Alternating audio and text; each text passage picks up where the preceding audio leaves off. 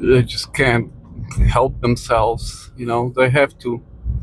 Like this Eglinton's been stretched here where you're just west of Royal York.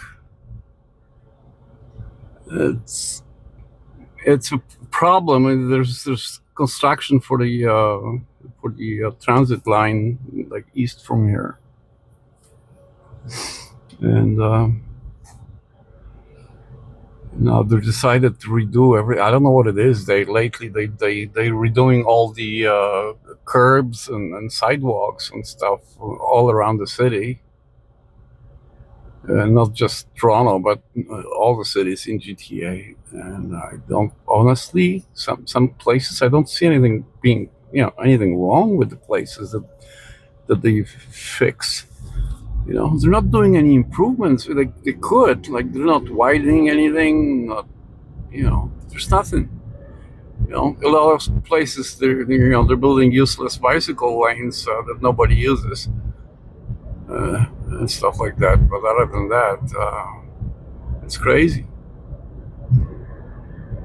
And then we have the mandatory police presence at these sites. What a waste that is. Oh my God.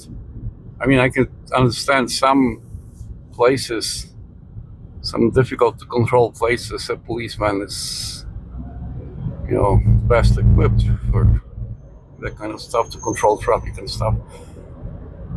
But sidewalk repair like that, there's nobody's working there. The cop and some construction guy they were talking, standing there and talking, right? Nobody else is working. It's 1 o'clock in the afternoon, for crying out loud, on a weekday. Just don't know. A lot of that stuff seems like make work projects, and the work ethics and the effort that people put in, that they get paid a lot of money, and the companies they work for make really good money. Within the Toronto city of Toronto, all city contracts are given to unionized construction firms. There's not no open bidding. There's you need proper size and stuff to do the work, and you need to be unionized, so that at least a handful of companies that compete for jobs. And there is a shortage of workers in the trades, construction. So obviously, they don't care, right? They bid high, they get enough to, start, 10 or 15 projects across the city, and then just switch crews from one project to another, because they don't have people to do, to properly man every project, right? So that's why you see machinery sitting around, lane closures.